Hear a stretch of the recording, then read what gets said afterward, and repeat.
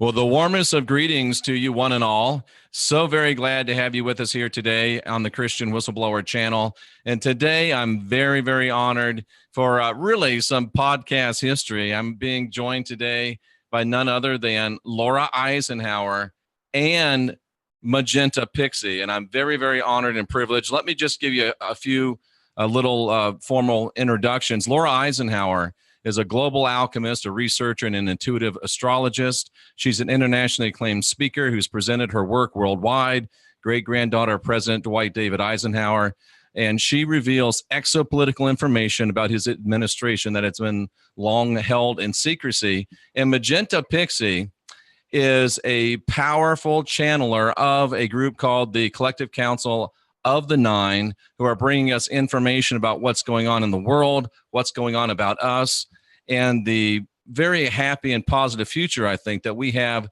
to look forward to. If it was just me, I would say that we have the first lady of the exopolitical UFO knowledge arena and the Queen Fairy of the Rainbow Unicorn Coalition right here on one stage. Welcome, ladies.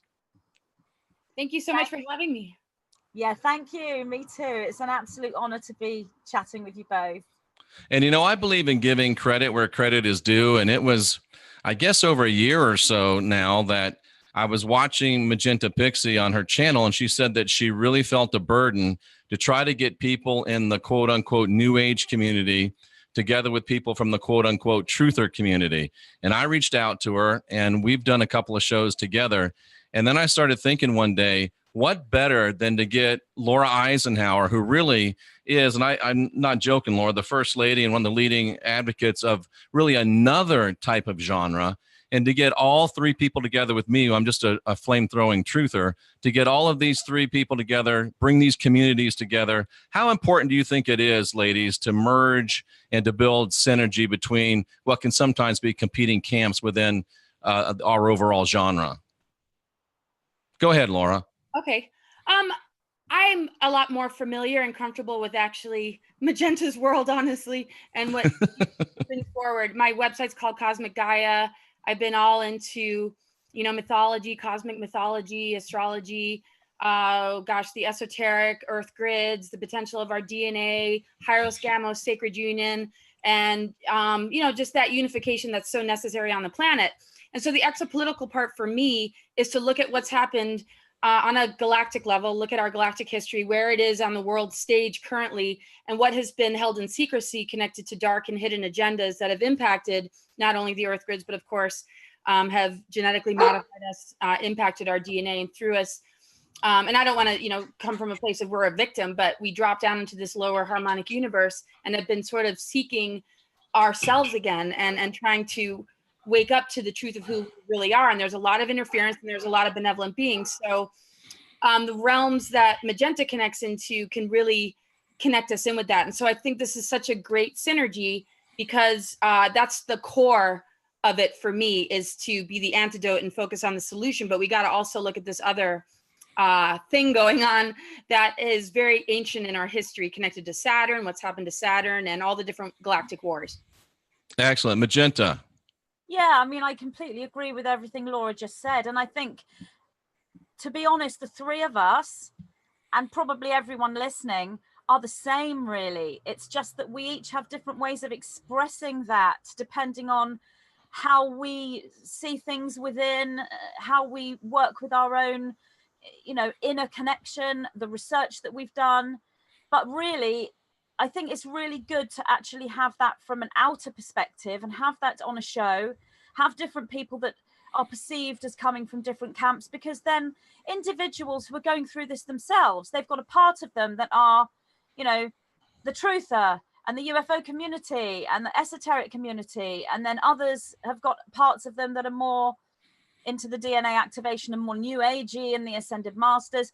And also you've got individuals who come in from one stream but reject another because it just doesn't feel right to them. And so I think it's really good to show that it doesn't matter how you get there.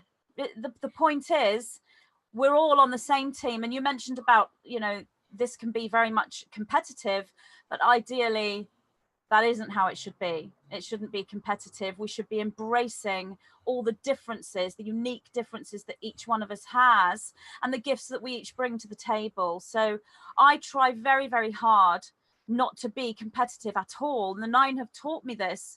Whenever I've perhaps found myself thinking, oh, I don't know if I agree with what that person said, or I don't know if I agree with that, the 9 will say, but this person is a starseed or a light worker, and this person is activated here. I'm not saying that this group isn't infiltrated by those who are not really one of us. That is the case, but we'll also meet individuals that we might not resonate with, but they're still trying to do the same thing as us, which is create freedom and liberty for this planet, and for us to be able to go through what we should have gone through many, many thousands of years ago, and that's our personal ascension process. Yeah, that's so powerful, Magenta. And I came from, the Orthodox Christianity world. I was 20 years a Christian minister. And in that genre, whether you know it or not, there's a lot of competition, and it's very much dog eat dog. And it's, we're the only ones. If you're not with us, then you're not real. And there's just a lot of competition. And I saw that a little bit as I came into, this genre. And it seems like it might be increasing a little, hopefully not. And at the end of the day, I can still find myself in fault. Like you said, Magenta, well, I don't know if I believe all that. I don't know if I agree with everything they say. And if we drill down deeply enough, there's probably some things I don't agree with that Magenta Pixie teaches. There's probably some things I don't agree with that Laura Eisenhower teaches. And surely there's things that you ladies don't agree with me. But one thing we can all agree on is that we're working together for the ascension and the betterment of humanity. And does it really matter at the end of the day if you don't like my magenta shirt and I don't particularly like your black blouse and those beads that Laura has aren't exactly to my taste? Does that really matter? Or can we look past the differences and focus on the synergy? Because the synergy that we can build together when we take those same energies of, I don't know, I don't understand. What if we put that together and said, who cares if I don't like everything they say? What if I find something I do like about what they say? And let's join hands together and fight in the real battle against humanity as a whole. We must do that, because divided, we are not going to be able to achieve this. We must be united and look past the little differences that we might have. We must find that common ground, and it's all done through the heart. It's like being in a family. You love your mum, you love your dad, you love your brother, you love your sister, you love your husband, you love your wife. You might not agree with everything that they say, but you find a way to coexist. And we need to do that as the greater starseed community or group of light workers or truthers, truth seekers. Whatever. And we are family, aren't we, Laura? Yes, totally. And the thing is, we're in this sort of personality matrix. That's why they call it like 3D, because it's only focused on the lower chakras of personality. Oh, that's good. And these sort of things that we learn when we're stuck in front of the television, maybe when we're a kid, seeing these dramas, or just sort of the more petty kind of socially engineered way that people relate. That's very much even a high school mentality that we still see today in the adult world, so-called adult world. And so the personality matrix is pretty much the where the programmings affect us, because it affects our ego and it stimulates the pettiness. When we move into the soul, when we move into the monad, when we move into the universal mind matrix, which is a part of the fullness of all that we are, those things don't matter at all, because true oneness is diversity and harmony. And it's the only way that we can really gauge whether or not we're spiritually mature, if we can look beyond these things. Because having a sense of humor is where it's at. If I don't like something about somebody, I can like kind of chuckle at it and still adore them and love them for it.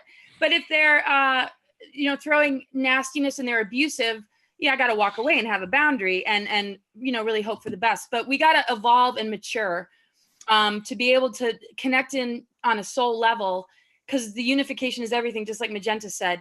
The conquer and division is targeting our self-worth. And we've been raised to have a very limited sense of self-worth based on outer reward systems that are very superficial and can create a lot of insecurities, and then a need to prove ourselves. And then we get competitive because we're trying to one up everybody. And it's just a world that's so foreign to me, but it seems so much more alive. And it's so wonderful to be in the presence of Magenta and you, because these are the kind of conversations I feel we really need to have. And so much is at stake if we just don't step it up and care about each other on a much deeper level. That's so true, Laura. And you have the platform where you're able to look at the overall ascension movement or awareness movement as a whole. And from your place, I want to ask you the same question, Magenta, please, if you could be thinking of this while Laura's giving us her take. What do you see, Laura, as the greatest threat to our movement collectively, or even to humanity collectively? And then in addition to that, what do you think is our greatest opportunity? I think a lot of the biggest danger is gossip, and somebody hearing something about somebody else, running too wild with it, not having the real truth or information, not knowing that person directly, not having any real basis. It's very much like what we see. I don't want to bring up high school again, but it's very much the telephone. You're right on, though. That's such a great analogy. Yeah. And I just see I don't know, people needing to choose sides. And I think the greatest thing that we can really embrace is the fact that everything we're here for is soul development. And this is an opportunity for us to look at where we get triggered, where we find ourselves hooking in, where we're allowing our life force to be siphoned from, because these movements are going to be targeted. And so they're going to be plants that go out of their way to make sure that we're divided and conquered, because I see the good in everybody that's on both sides. So I'm not going to choose. I see the sincerity, and I see sort of this subtle game. But even if I think I know who the players are, I'm not going to say it. I don't want to smear that person because I don't fully know. And that wouldn't be fair, because then I'm creating the very thing I want to evolve out of or be free of and not even engage in. So I think one of the greatest things is the information, the resources, the integrity that people carry, and really listening to the people and just seeing what impact does this conflict have on everybody who is relying on this as an example. Like, I think the biggest opportunity is for us to say, we understand this field enough to know how targeted it is. And with that wisdom, we can rise above it together and really look to each other and really get the truth amongst each other and be willing to take these opposing camps or forces and sit down together and devote to having a harmonious and mature discussion. And I think we all have that in us. And I am all about being that kind of mediator, and somebody that at least is holding space for that in this community. Very well stated. Very well stated. Magenta, challenges and opportunities in our collective movement. Yeah, I mean, same thing. The challenge is division between us, and the opportunities is unity with us. The 9 say, united you stand. We can't do this on our own. We can go through an individual ascension process, but right now, this planet, the timeline that we are in, this planet is holding the energy for a collective ascension process. So we are going through this together. And Laura's right, this movement is targeted, and we need to make sure that we don't allow that infiltration to pull us away from our focus and pull us from our alignment. And the way to do that is exactly as Laura said. I can sometimes read about situations where leaders of one movement, leaders of another movement are arguing amongst themselves. And, you know, it would be very easy to comment. It would be very easy to sort of say, oh, I don't resonate with this person, or I do with that person. But then you're being bought into that polarity game, and it's easy to do. I've seen it on Twitter. It's so easy when somebody triggers you with something that you believe in strongly. It's very easy to jump into that other polarity and get into a debate. But that is, as Laura said, the lower 3 chakras. That is the linear reality, and that is where the targeting is. There is no targeting in those higher chakras. That's where one finds freedom and liberty and love and connection. So it is important to have these conversations, either publicly like we are, or privately amongst your groups. Get together, have groups, have discussions. And the 9 told me very early on to be not necessarily wary, that's not really the right word, but just to be aware. When you listen to a spiritual teacher or a truther or somebody delivering this information, when they're running down other people in the movement publicly, because that goes on. And if that person is doing that, they're not in unity consciousness. They are in separation, and they are in competition, because they're saying that person's no good, that person's no good, listen to me. And that is one of the pitfalls of our process. This has to be acceptance. This has to be open-hearted and unification. Absolutely. And Magenta, you've mentioned the 9 a couple times. Can you just give the audience that may not know who the 9 are, just a quick thumbnail sketch of who this 9 are that you speak of? I guess the best way to explain it is when we expand our brain waves, when we activate the DNA, when we go into those higher chakras, as we were talking about, we each have a unique way of connecting to that inner knowing or those inner memories, activating them. And one of the ways that this is done is through the right hemisphere of the brain. And the right hemisphere of the brain works with picture and symbol. And so that's how it worked for me. When I first made a connection with my inner memory, my inner knowing, that presented to me as a being outside of me, and eventually several beings outside of me. That was how the DNA memory taught me. If you remember that film Superman, where Superman throws that crystal into the snow, and then he builds this big crystal castle, and then he's able to speak to his mother and his father in real time, but they're no longer there because the planet Krypton has already died, and so they're no longer there, but he's able to access the memories of them through the crystal castle in the snow. He's able to ask any question. That's kind of how it is for us. It's the same thing. And so for me, I'm just activating that crystalline memory system, that memory matrix, but it's presenting to me like beings. Of course they are, because that higher consciousness is individualized, so they are beings. So the 9 present to me as 9 angelic looking presentations, but I can go beyond that presentation, beyond that form, which is a 5th dimensional presentation. If it's form, if it's angel, if it's human, beyond the 5th dimension, we're looking at geometry and vortexes and matrices and mathematics, and so they lose the form, and I can communicate with that aspect of them as well. But that took me many years to get to that place. So that's who the 9 are, really. And it's very easy to say, oh, they're angels, they're beings from another planet that I speak to, they're extraterrestrials. All of that is true, but that can lose some people, you know, who aren't necessarily into the channeling thing, because at the end of the day, what is channeling? It's you connecting to the memory system within you, that cellular matrix, and bringing up the memories. And channeling is just an explanation.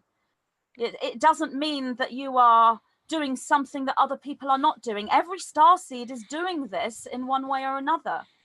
That's absolutely fascinating, Magenta, and it's so true. We're, of course, speaking with Magenta Pixie and Laura Eisenhower, and we've only been here about 18 minutes, and you ladies have taught me something and have sparked something within me, because I was at Contact in the Desert where Laura was a few weeks ago, and huge event, Magenta. I mean, it was packed. It was literally humanity wall to wall. It was the turnout was amazing, and it comes down to such individual responsibility, because I was there with some people, and they chose to look at negative aspects, and I kind of allowed myself to get pulled into that. Oh, this is too commercialized, and this is just for money. And while there is an aspect of commercialization to a big event like that, you got to pay the bills, you got to keep things going. Why would we look at something that minute when here's thousands and thousands of people in 2019 that could be at the beach, could be playing golf, could be at some sports event, could be at some movie, could be, protesting somewhere politically, but they've chosen to be there at a gathering of people that the purpose of which is to learn, to grow, to develop. And I allowed myself to get pulled in for a while into that. Oh, well, this is wrong and that is wrong.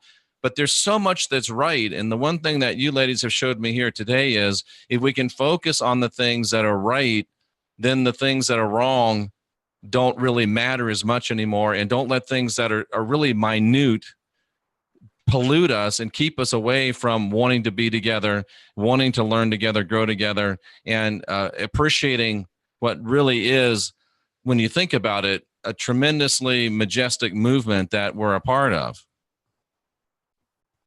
Yeah. I mean, unity is like the immune system. I mean, our capacity to see the beauty in all things, but also learn from the darker aspects, but not dwell in it, but recognize it, not deny it, is very much the alchemy. And give me some pointers, Laura. Next time I'm in a place and maybe I'm hearing some negativity, and maybe you can see it, but for people that are entrenched into belief systems, I believe this, so I don't believe that. I was growing up taught this way, so I can't believe that. Give us some pointers for people that are entrenched into belief systems to maybe broaden their horizons a little bit. Well, I think they have to have their own experience. And so I always like to say, take what resonates, leave the rest. I mean, it's really, it's very much like what Magenta was saying. There's aspects of ourselves that we can reach. Many of us have access to it. Some people are very threatened by something about themselves that they don't fully understand, because in a sense, we were born into captivity. So our natural habitat is a little scary once the gateways are open. It's kind of like, some of us are way more comfortable there. And so, when we look at the diversity of astrological charts, for example, there might be one person very polarized into maybe a very limited or practical approach to life. And practical is good. But, if they have an open enough mind, they're going to get the activations and be able to switch on dormant aspects of self. So sometimes it's not so much about the belief system. It's about a process that can be activated and initiated for that person to experience for themselves. Because ultimately they're going to have to go through the underworlds and the initiations and, get the download that might feel like they're going crazy, or like makes them very ungrounded and uprooted and uncomfortable with what they're needing to get rid of. So I think people just need to have their own experience and not worry about having to believe in a speaker and everything they say. Just allow them. What I would encourage with them, to answer your question, is encouraging them to have an experience and just to take it in and have the boundaries where necessary, and then go home and just let it all circulate and see what becomes of it. Because when we feel like we have to agree with something, then it's very much the duality of I like her, I don't like her. But I want people to just have an experience, and I don't want them to take in anything that doesn't resonate. But my intention that I hold is that they'll connect with places within them that can help that circulation of energy to really allow purification and healing and alchemy, because the ether is available in ways that it hasn't been, because of where we are in this ascension window. Absolutely. So maybe instead of feeling like you have to make a decision, so to speak, on the spot, and you have to pick what's good and what's bad, quote unquote, on the spot, maybe take it all in. If it doesn't resonate with you, let it go, but go home and let it marinate a little bit. Let it kind of settle and figure out what is for you, and let's face it, what is for you at that time. Because I mean, I've been in places where I said, oh, that's not for me, but it wasn't for me at that time, and 6 months down the road it was for me. And Magenta, you talk about something in your books, and I don't think I'm quoting it wrong. You call it, is it mental plasticity or mental elasticity, where you talk about holding different points of view in your mind at the same time? Bilocational consciousness. That's it. It is what you said, yeah. So that's holding two perspectives at the same time that, from a linear point of view, would be seen as opposing. So you rise up and you look at these different opposing viewpoints, and you genuinely embrace both perspectives. You start off by trying to do this in your integration, but eventually you genuinely embrace two perspectives. For example, is the God force energy within you, or is the God force energy outside of you? That's been a big debate philosophically for thousands of years. And the answer, of course, is both. So that's just a very simple one. But going back to what Laura said, such a wonderful way of explaining everything. I'm so blown away by what Laura says. She's amazing. I would just like to say that I just agree with everything she said on that, and I think it's good to have perspectives. So say if something is a big event and there's something negative going on behind the scenes, it's good to hear that perspective. We don't want to ignore it. We don't want to bury our head in the sand, but also, as Laura said, to take on the good aspects of that, the positive aspects of that, and go through an integration within, okay, so I'm taking on board that this is negative. And if that is really, really negative for you and it's affecting your belief system, then you can choose to boycott that particular event. But if you think, well, okay, I'm going to take on board that that's really negative, but on this side, this is really positive and really helpful. As Laura said, take what resonates and leave the rest. So I agree with everything she said there. And this is going to happen because these big events are again going to be something that's potentially open for targeting. You can have 500. Oh, great point.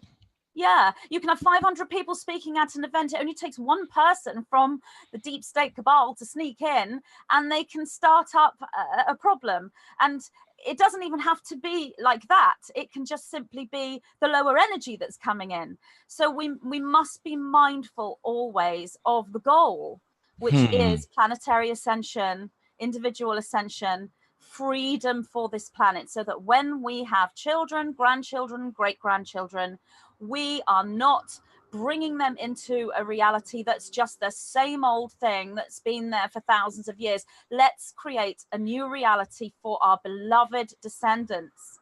That's the goal here. And the way to do that is unity. And if someone is listening right now and they can't stand me or can't stand you or can't stand Laura, that's okay. You don't have to like us. Let's simply hold hands and be part of a team, because we have to be united. What a great perspective, Magenta. And really, if you look at it objectively as what it is, if you have a great big event, like we talked about Contact in the Desert, if everything went perfectly, that should make us suspicious, because we know it should be targeted and there's going to be some efforts to derail it. So you really, that's a great change of perspective. I love that. And just to turn corners a little bit, Laura Eisenhower, how much off-world help and interference do you think we're getting right now collectively here on planet Earth?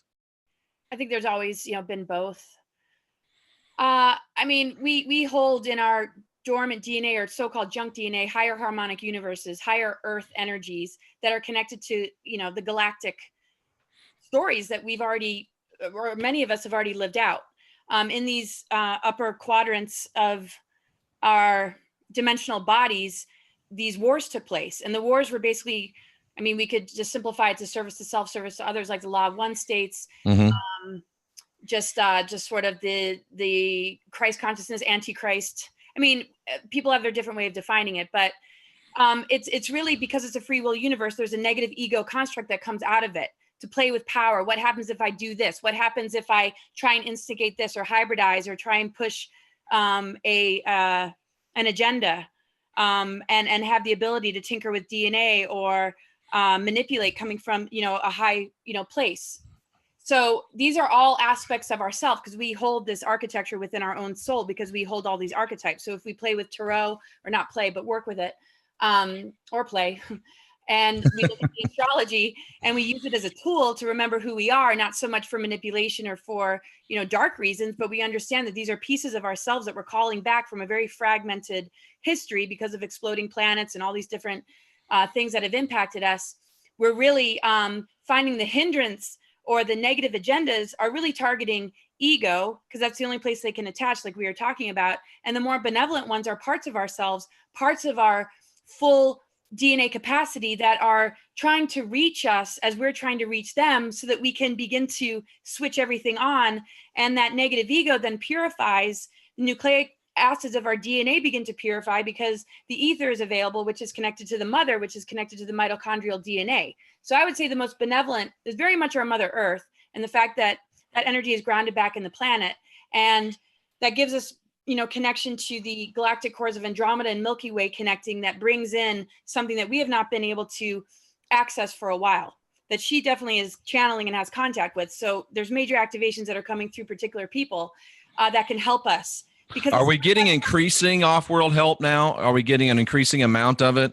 Off-world help, yes, but we have to look at it like, because we're waking up, our immune system is increasing, which means that the parasites and the viruses and the bacteria and all these things that have attached to us and made us sick as a humanity are now healing, because we're intensifying something that is organic, something that is God-given, or goddess-given as well, of course. Yes.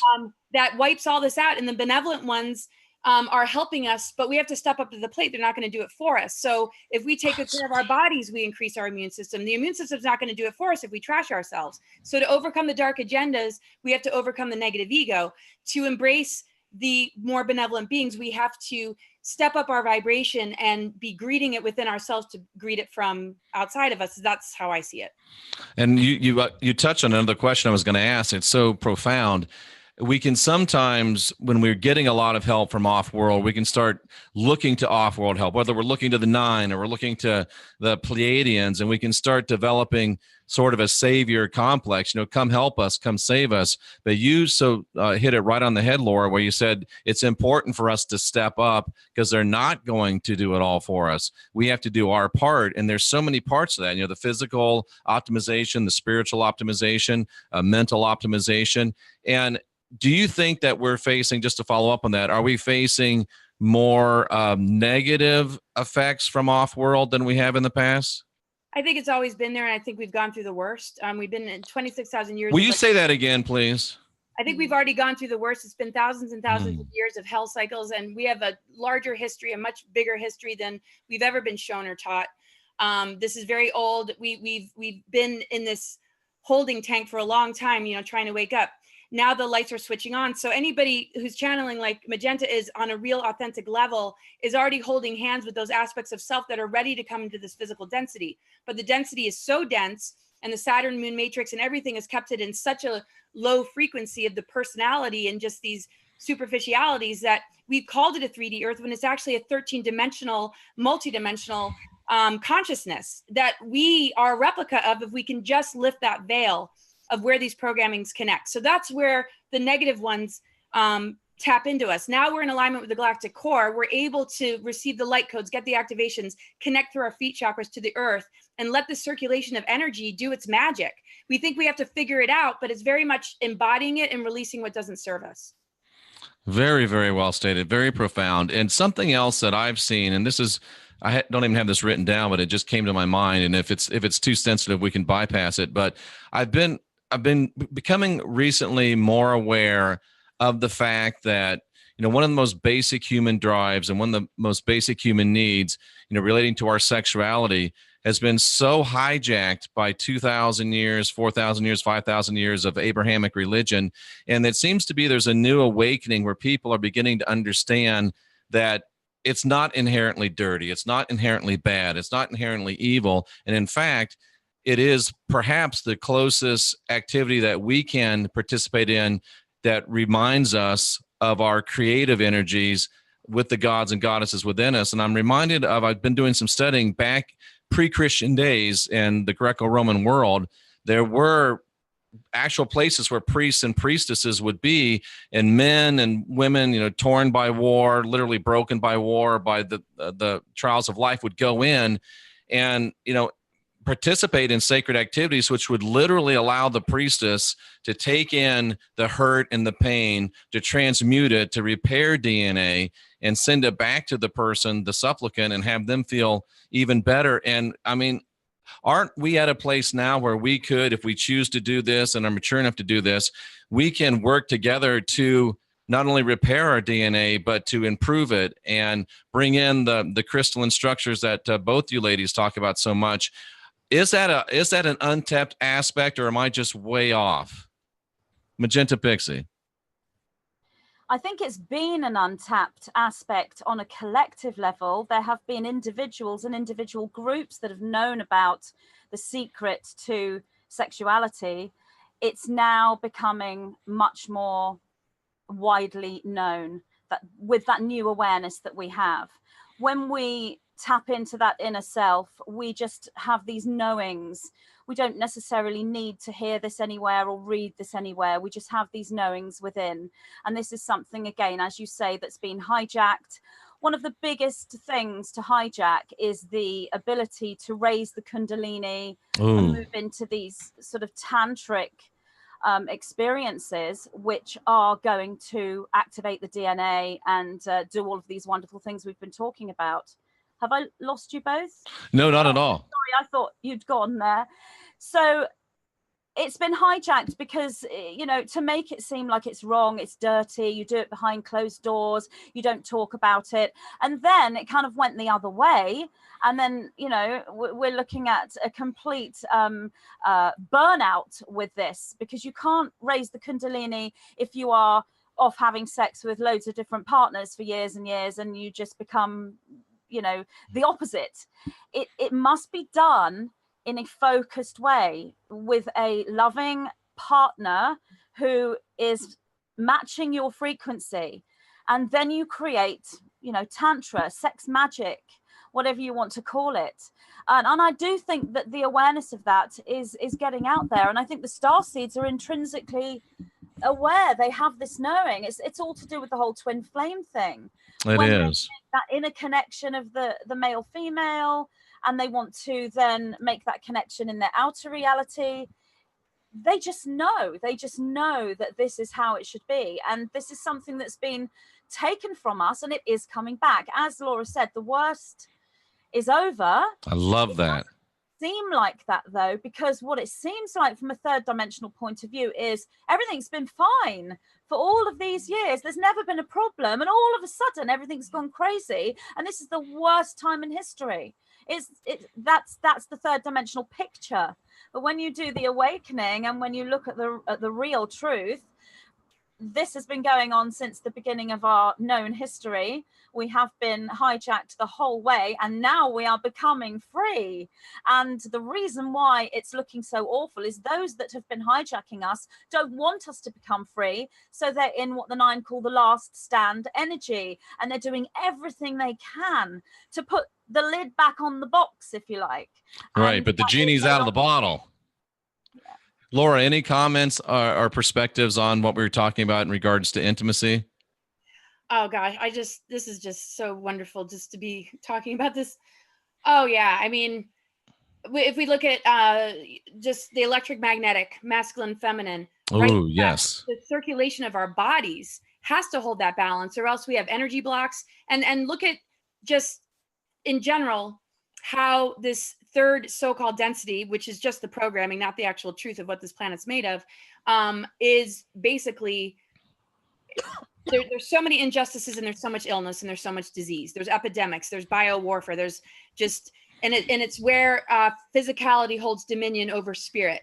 And that's the whole idea of the inverted pentagram. It's the whole idea of the ether going into the ground, not being accessible, the dodecahedron being manipulated, which represents the ether as far as the platonic solid, everything to keep us from the ether, which purifies, which advances us, which helps us to return to who we are.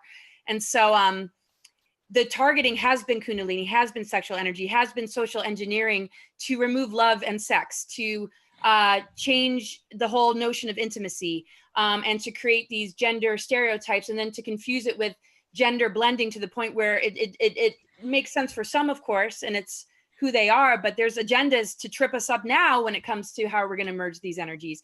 So it's sort of like certain movements are created to get us off track, but it sounds real good when we look at it through the human perspective, like we're making real progress, but those movements are targeted too. So for us to be able to switch on our dormant DNA, we have to understand that the synthesizing of our strands are electromagnetic. They have 12 codons, both masculine and feminine, and they're connected to the elements, and they represent different stages of alchemical union, going all the way into the highest level, which was held in the Lyra system of the avatar consciousness, or the Christos light energy.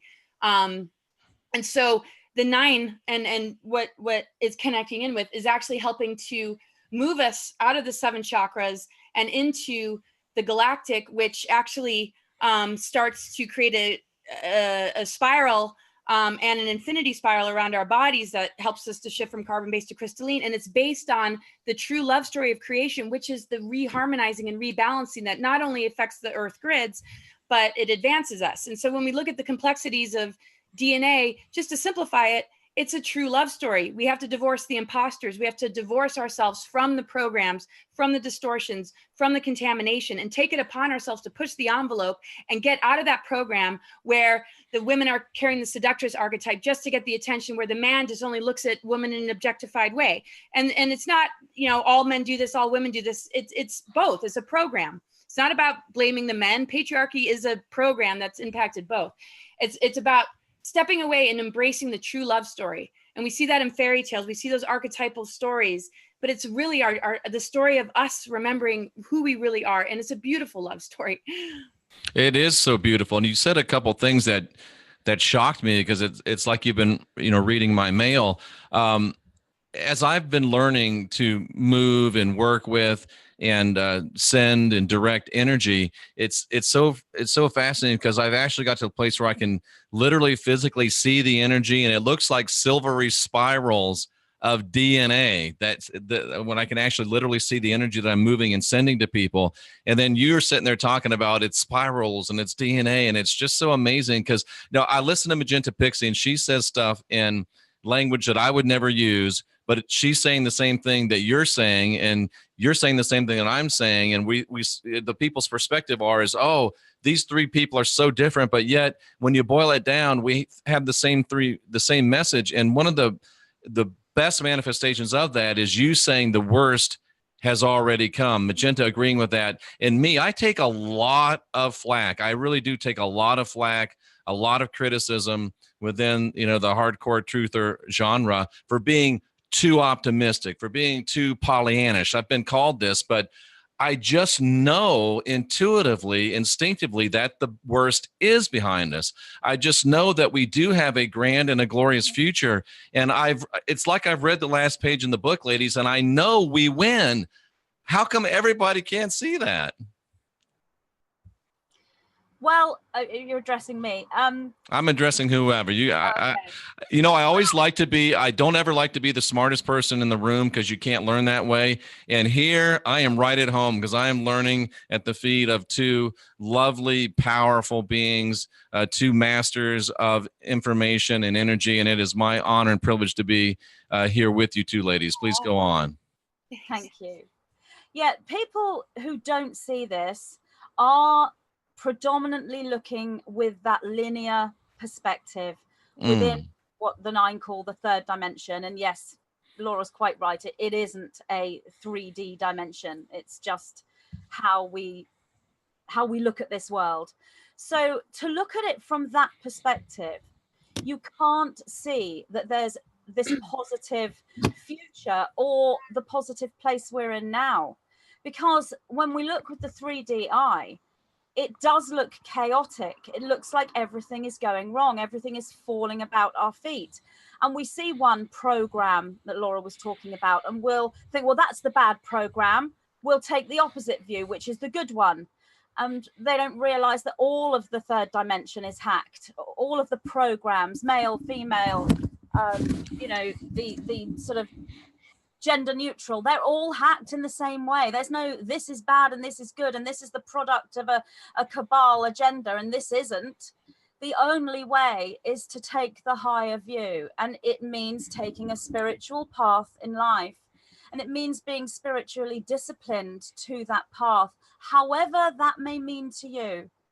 It doesn't matter whether it's martial arts, yoga, nutrition, channeling, meditation, walking on the beach, music. It doesn't matter. It's all about you, as Laura was saying earlier, having integrity within to the path that one is on. When you go there, when you view your perspective, you view reality from that perspective. You see outside of you that which you are within. And when you take that, and when you take that place within that is with that integrity and that alignment, you will have that reflected back at you. So if you are in a place in your own individual life where the worst of your life is over, the best is yet to come, and you are in a good place, you will reflect that reality back to you. And what's happening at the moment is this is a collective movement. Every starseed is doing this, and because they are doing this collectively, that is what is creating this reality to reflect back at us, and we are experiencing it because we are intrinsically connected with our reality, with all these multidimensional realities, with the galactic grid systems. They are our DNA structures. We are we are these things. We are stargates. We are part of the cosmos. So when we go through this ourselves and we take these perspectives, we create the reality, you know, going back to the law of magnetic attraction, we create our reality individually, but we also create our reality globally. But it doesn't just mean what we experience. It actually means the physical reality as well. The planets, the planetary systems, the dimensions, the timelines, the stars, the whole solar system, we're all completely unified. So we can't see that positivity and how far we've come unless we take the overview. Having said all that, some people will go too far the other way, and then they will get to the point where they only see beauty, and they will say things like, everything's perfect, everything is absolutely as it should be, it's perfect and it's wonderful and let's rejoice.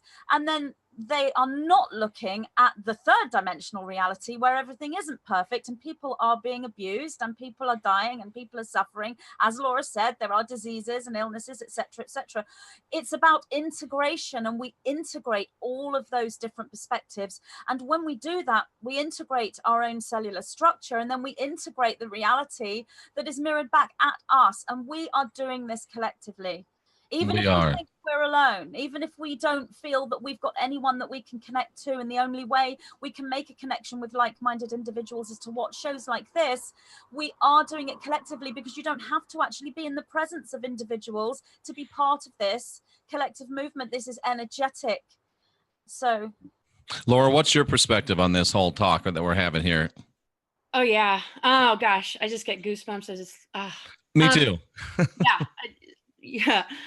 You know, it's one of those kind of interviews when you just goosebumped. Yeah. So, I mean, our creative channels pick up things, people's projections, people's expectations, societal programs, and viruses that they want to put out on a, mental level. So the tree of knowledge has been targeted with mind control. So when we seek knowledge, very often it's outside of ourself. And that's where all the distortions are. We're not even getting our true history. We're not even getting the full picture. Not to say that there isn't a lot that is accurate, but it's always give enough truth and then twist it to serve, some kind of agenda. Because if we get hooked in and we bought the bait, then once we've taken the bait, that's when we're sort of in trouble. And things like geoengineering and chemtrails and all these assaults are going to impact us that much more, because we're not in a dimensional level of consciousness that can transmute and alchemize and neutralize this weaponry. So when our creative channels through the mind is infected with a propaganda meme or something about the future scenario, or a false flag happens, we're very much enabling the very things we don't want to see. And when we remove ourselves from that and really understand that the way to do that is to be so authentic to yourself that you're vibrating at such a truth frequency, no lies and betrayal can come in anymore, that you're going to be able to see through it all, and your discernment and BS meter is going to be working. But people sometimes are afraid of that authenticity, because it might mean that they let down their guard, they admit they're in pain, they admit that they're struggling, and they admit that they're depressed or angry. And I say that's really healthy, actually, to be feeling those things. That's all a part of it. The more we shove it down, the more we shame it, the worse it gets. And so if we can allow ourselves to move through these processes and be real with ourselves about it, we're halfway there, because this is also an addiction matrix. We lost connection with our mother. We've been robbed of certain things, including sacred union. And we all carry a broken heart. Everybody deals with it their own way. Some with addiction to substances, some to addiction with something outside of themselves, or putting somebody as their leader and their guru, or somebody to tell them what to do and how to do it. Some are safer than others, and are really looking out for a person's best interest. And we do need each other, and to walk with each other and rehabilitate together, of course, too. But there's a lot of sneaky people. So the more we're true to ourselves, the more that frequency is going to protect us. But we can't be afraid to drop the facades, because that's exactly what it's attempting to do. And that's where they get us to battle. And so I can't really remember the original question, though. No, that was exactly right. And let me ask you this, Laura and Magenta. I'm not sure how much you're facing this in your particular arm of this galaxy that we're together in. But Laura, within your genre, certainly within my genre, we're starting to face a little more censorship, a little more control from places like YouTube and the platforms that we broadcast a lot of our information from. And, some people are reacting, some are overreacting, in my opinion, to what's happening. And this is a great point. Like Magenta saying you can't ignore what's going on, but what's the right perspective, do you think, when we are being faced with, you can say this, you can't say that, here's some new guidelines, and some people are saying, let's just get off of here. But I'm, again, not surprisingly, on the optimistic path. But Laura, please speak to that, and Magenta, if it's in your genre as well, please let us know. What would be your advice, and what do you think is the proper mindset, ladies, when we are facing at least some increased level of repression and oppression and suppression? Well, I think it's a state of mind. I think we can maybe notice these restrictions around us, but can it really take our consciousness? Can it really steal our soul? Can it really prevent us from connecting with spirit? There might be certain limitations, but we have that in the physical body as well. There's only certain things we can do. We can't just flap our wings and fly, but we can fly in our dreams. So we have this creative imagination. We have access to something way beyond. And no matter how much they try and limit it, block it, there's places that they can't touch. And so if we stay connected to those places, we also are a part of manifesting shift and change and the dropping of those sort of assaults. It's when we buy into the program, when we buy into the bait, when we buy into the struggle. Sometimes I feel like we make the walls thicker around us. There's always some way around it. If we're water and we're fluid, we can find a way to flow around the obstacles. And if we look at it like an athlete looks at an obstacle course, it's all excited about the challenge. It can handle the challenge, and there's no obstacle that's too big because it has that athletic warrior mindset.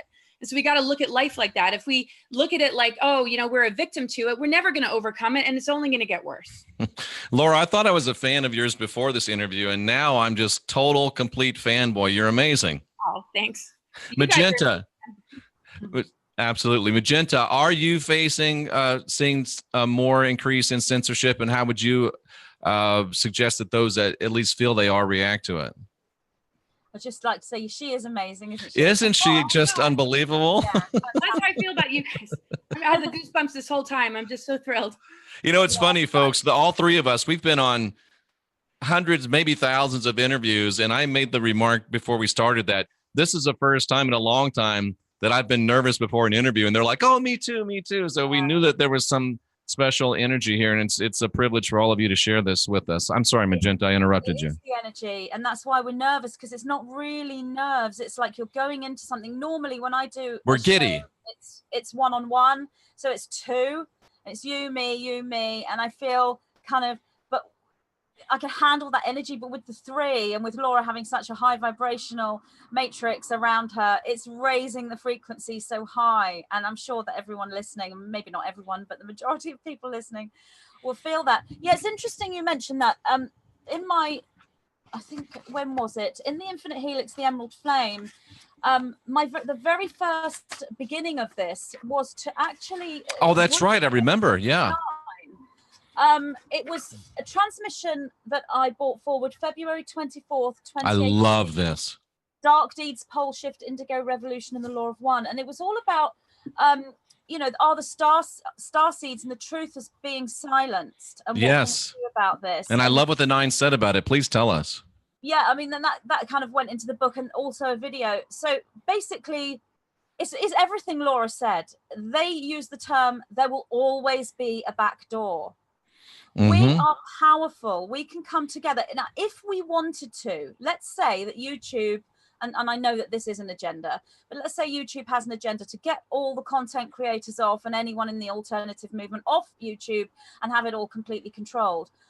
And everyone's panicking, saying, oh, they're doing this to us and they're doing that to us, which is all valid points. But we are powerful. We can come together and say, right, we're the content creators. We are the ones that have made YouTube. Let them carry on with their controlled programs, and let us come together and present what we know some other way. And that is the back door. So there will be other sites that will spring up. Am I going through this personally? It's very interesting you asked that. I've had the odd video completely demonetized, and I've had copyright claims on those as well.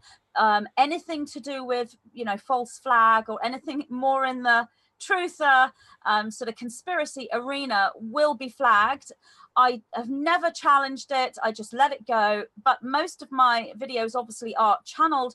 When I speak to the Nine, it's interesting what they say. And this is something that perhaps many starseeds who are drawn to the more light worker, new age presentation of this reality, what they've said is, and I've got to be careful I don't give too much away, but basically the fluffy bunny space cadet off the planet arena in the new age, whilst it is, you know, crazy and ungrounded, is somewhat of a protection, because they're not as concerned about those who make themselves look like clowns on their own, if you know what I mean.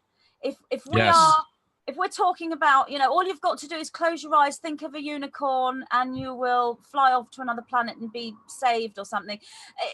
That whole vibe is not a threat in itself. The collective movement of activating the DNA and, you know, connecting with the galactic core, bringing down the light codes and changing the structure of this reality is what they don't want. But to actually target someone who is putting out what they might see as fluffy material isn't the priority. I'm not saying it won't be targeted eventually. So the new agey stuff is kind of left alone to a point. It's more the conspiracy, the truther, that sort of area is being very controlled. But we are all in one place. There isn't really, as I've said before, we're the light worker, truther Absolutely. we're all the same, and there's a back door for all of us, and there always will be. And as Laura said, it is a state of mind. You move into that knowing. And Absolutely. often I think what happens if somebody, you know, hijacked my YouTube channel and deleted all my videos, and, you know, would I fall in a heap on the floor and cry my eyes out and be devastated? Yeah, probably. I'm not lying. I would. I'd be really Me upset. too. But at the end of the day, I know that information that I'm here to bring, that's my destiny. That isn't going to stop. It will continue, and I will do whatever I can to continue to get that message out, whatever platform I can find, whatever means I can find that is safe and that can reach people. But there are those targeting the independent content creators for other reasons as well, and that's not necessarily fully cabal, as in let's shut up the starseeds. There are those that come in from corporations that are looking at money. Sure. And they don't want independent creators creating money on their own. They want to, you know, they don't want anyone to be independent because that's lucrative. I mean, I saw this family on YouTube a couple of years ago. They started off pretty small, talking about, you know, nutrition, but they got so many followers, literally in the millions, that now they've been recruited by a talent scout, and they're now signing contracts, and they can't do their independent stuff anymore. They might not necessarily be aware. They probably think, yay, we've been spotted by a talent scout. This is amazing. So I would just say to any independent content creator, whether you're making videos, writing books, music, whatever you're doing, be aware of retaining your independence in any contract you make or sign, because those that are wanting to hijack you, either because you are a starseed and they want to just control you, or because they want money, or both, those people will come in and try to do that in many, many ways. And the way to have an antidote to that, if you like, is to make sure that the contract you're signing or the agreement you're going into gives you your independence, even if it means you can't reach as many people, even if it means you're not going to make as much money. That doesn't matter. That's all linear stuff. This is about the mission, and this is about the collective movement. So retain your independence. But when you're in that higher energy, that higher flow, you can't lose your independence anyway when you're in that flow, because it's a unification. It's an infinite structure. You can't lose your independence there, because it is about complete individualization within that unified field. So when Absolutely. you're there, you are always in what I call the core. But one may call this the solar plexus, the heart, integrity, alignment. And when you have empathy, when you have intuition, you can feel it. It's like you can feel when you're in that core structure, and your life will mirror what you are, and you can see it all happen around you. It's very magical. And then you know that you are on track. And that doesn't mean you're there 24/7, and it doesn't mean you failed if you stop feeling like that for a while. All of that's normal, because we're all in a linear reality as well. Absolutely. And if I remember correctly, the 9 said in that book, in that transmission, that the attempts at suppressing and the attempts at censorship will fail, and we will be victorious. Yes, absolutely, because there's always a back door. Absolutely. And those in that aligned flow, in that core integrity, will find the back door. And if you want to bring it down into the third dimensional reality, well, what is that? Well, let's say YouTube. If YouTube no longer serves us as a platform, then there are already others springing up. There will be others. And I guess the hope would be that there isn't another core template as strong as YouTube, so that everyone will scatter. That still doesn't matter, but they won't. They will gather together. But even if all the content creators, all the star seeds scatter into different places, this doesn't matter, because it's not about space. It's not about having this platform where everyone is. We can find that information. One only has to go within and think, okay, this is a question I would like a response to. Please bring me into the connection where I can find the answer to this question. And you'll find it wherever it is, whether it's a book or a website or a show or a radio show, whatever. So we will. You know, that information will go out there. It will go where it's meant to, because whilst there is this hijacked dark template and this negativity, there is equally and always, because the starseeds are controlling the timelines for Earth, always a little bit more positivity. So that positive flow is always working simultaneously, which is why this service to self structure, whatever you want to call them, that's why they are, if you like, in the process of defeat. And from the viewpoint we want to take, they are defeated. Absolutely. That's the truth we need to live, because that is the truth. Great advice from you ladies. And Laura and Magenta, before we came on, you both said that you follow each other's work. You do enjoy each other's work. Laura, having been a follower of Magenta's work, as we get ready to close the show, I thought it might be fun if, since you've been watching Magenta's work and following her, is there a question that you would like to ask Magenta about her work, or about some question that you have about her work? Oh, gosh. Oh, wow. I could go. I'm more like, when do I get to meet you in person? Okay. Oh, man. And I found out today Laura's from the UK, and hopefully that a meeting between you two ladies can be facilitated at some point. Sure. I'm really interested in your latest book. When I first became a speaker, I heard of your name. I'm not really able to keep up with anyone as much as I would like, but I've always had just this heart frequency connection with you, and I've just always just made sure I just had my ear over there and just feeling the energy, actually transmission and connection. But I'm really interested in the book you're coming out with, because you talk about 5G, you talk about a lot of stuff that people are freaking out about, the things that make it look like the world is not where we want it to be. And I would just love to hear just a little bit about it. I know it's just coming out, so I definitely want to, get it myself.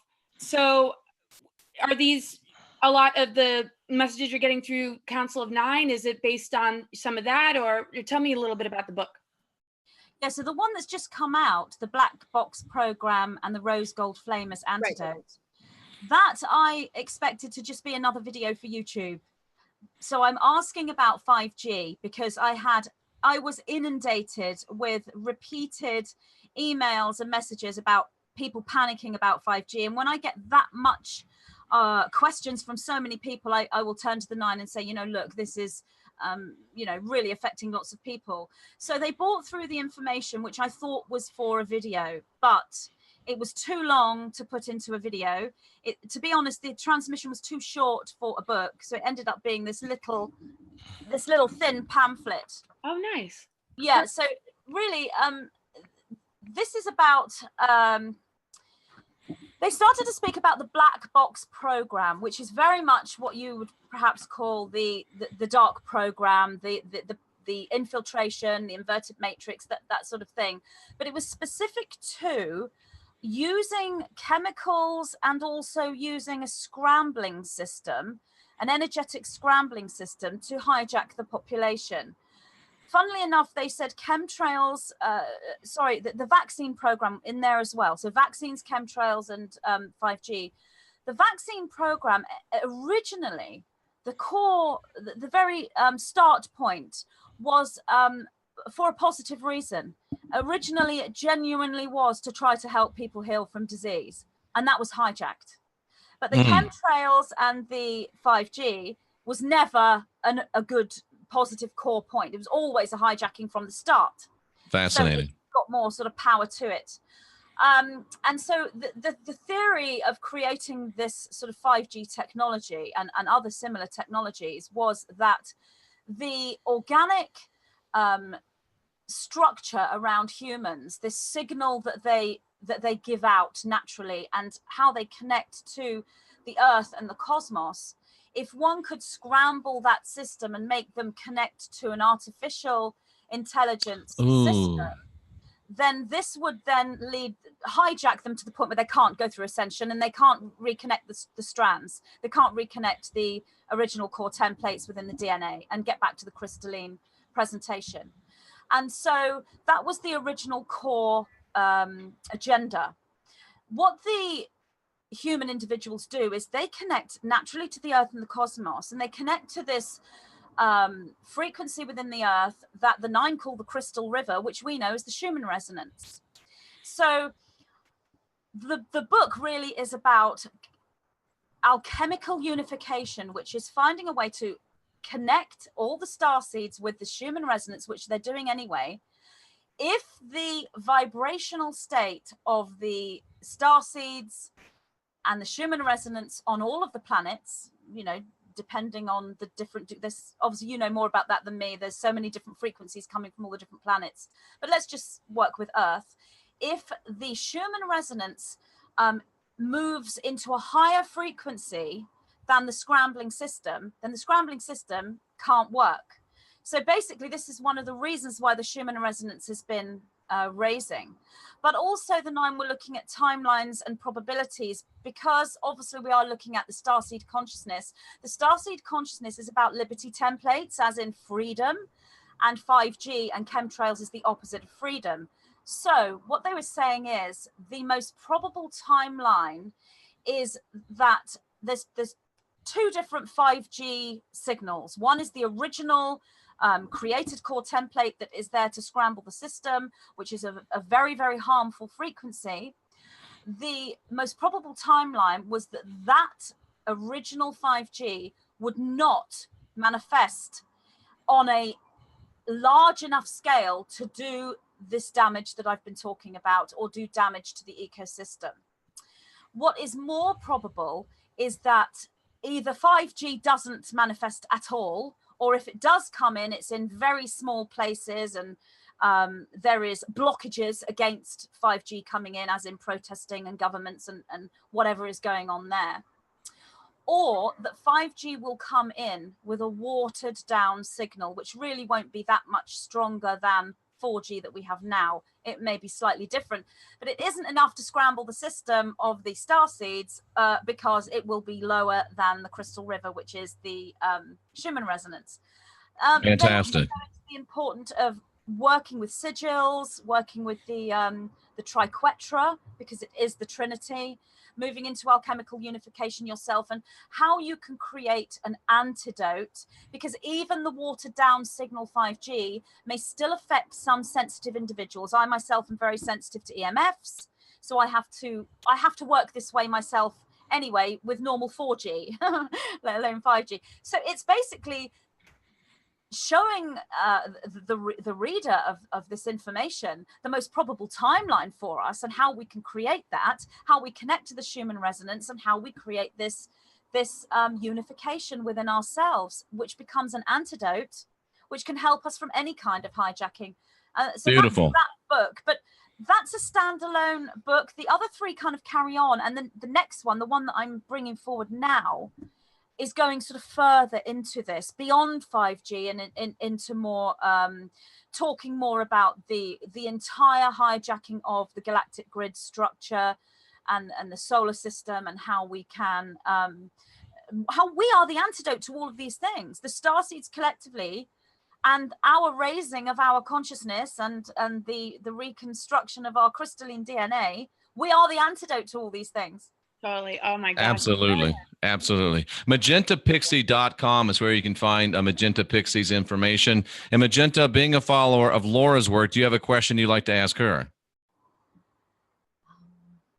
You know, I hadn't necessarily followed Laura's work. I just kept hearing her name over and over again. Laura Eisenhower, Laura Eisenhower. And I heard it so often that I thought, I'm going to see who this person is, because I kept hearing her name. And then I did actually look at some of her work and the amazing things she's doing. It's funny, I don't necessarily feel to ask a question per se, although this might be a question. Actually, it is a question. And I want to know if perhaps you resonate with this information, because when I first started to look at you, I did get some information through that would be something that would concern everybody, but specifically to you and your situation. And that is that when it comes to ancestral karma or ancestral connection or ancestral memory, an individual that has had a certain lifetime where something very specific has happened, something very important has happened, and that individual hasn't been able to continue their work because their lifetime has ended, they can do one of two things. They can reincarnate again and carry on with their work and raise their memories, or that what is much easier and is very much a similar thing, they and can be the same thing, to be honest, they pass that code down through the genetic line. But it's very rare that the whole group of descendants will have that activated code. That can happen in like indigenous peoples, but in Western society, not so much. So it can be passed down through the family, and then there can be one individual that has that code.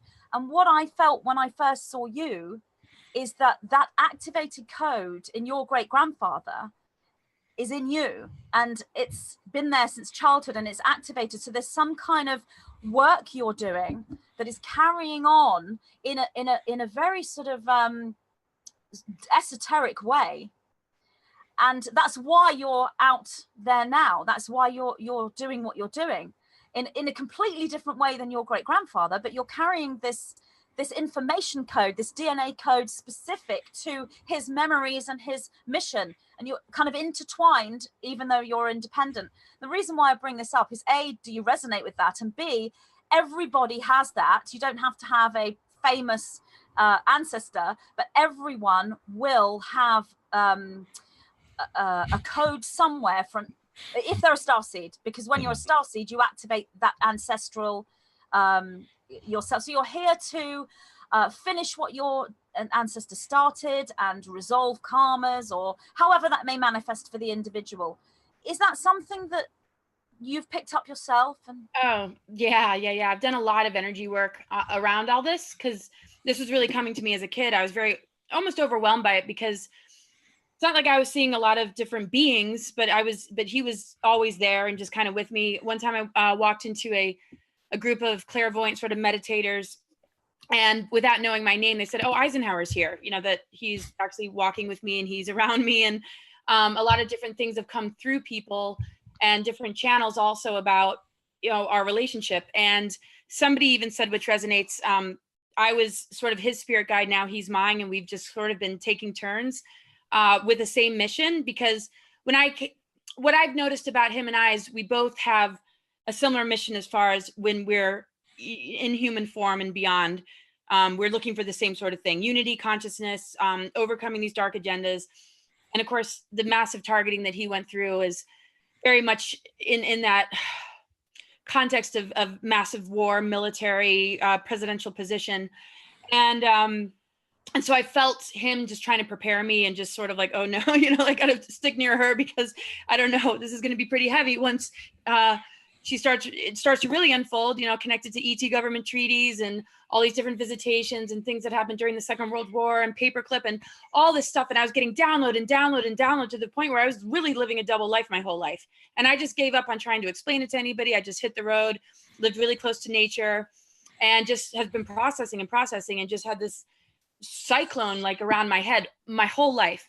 And then, through writing and through other creative ways, just gotten a grip on it, connected dots, been able to research and answer some of these questions. But I've definitely felt that. And I know that a lot of people have that as well. And I feel incredibly close to him because of it. But I do feel outside of my own personal mission as a soul, as a sovereign soul, we have a special, agreement for sure. And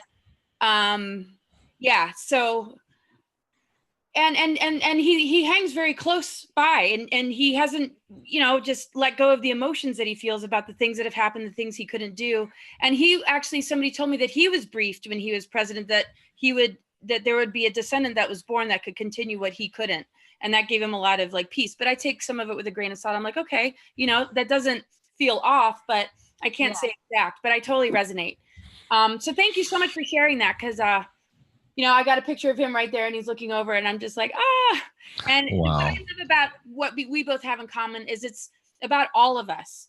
This whole government structure, this whole system, neither one of us are in agreement to. And it's really about the people. It's really about empowering what we're all made of and walking hand in hand. Like, I love the fact that you say, I feel like we speak such a similar language. I'm like so blown away. And Jeffrey, thank you so much. It's my privilege. And Laura's website is cosmicgaia.org. Yeah. And join my podcast. I work with people with astrology. I have a call-in show and we can work with your chart to help figure out, how to best serve this window, this ascension window, to understand the patternings that might get in the way and the things that can help activate and stuff like that. Absolutely. Ladies, it has been an absolute privilege and honor to have you. I hope that perhaps we can do it again someday. Magenta Pixie, Laura Eisenhower, thank you so much for being here. And of course, thank our great, very large audience for being here as well. And I can't say enough. It's been a tremendous little bit longer than an hour. And after talking to you ladies, I feel even more optimistic, even more Pollyanna. And I know that it's not going to be easy, but I do believe that together we are going to win. Definitely. Thank you so much for being with us. And if you'd sit there just for a moment so I could say goodbye to you personally, and to the rest of you in the chat room, even though the three of us were here, you're the most important people in this program, and we hope that you'll continue to watch our content. Go to magentapixie.com. Go to cosmicgaia.org. Magenta has a great YouTube channel. It is listed in the box below. The same with Laura's. We do appreciate all of you for being here. And until next time, I'm Jeffrey Daugherty, the Christian Whistleblower, reminding you that we are the last generation of real humans. And if we get busy, we know that history is written by winners. We can win today, and together we can write a better tomorrow. We'll see you again real soon.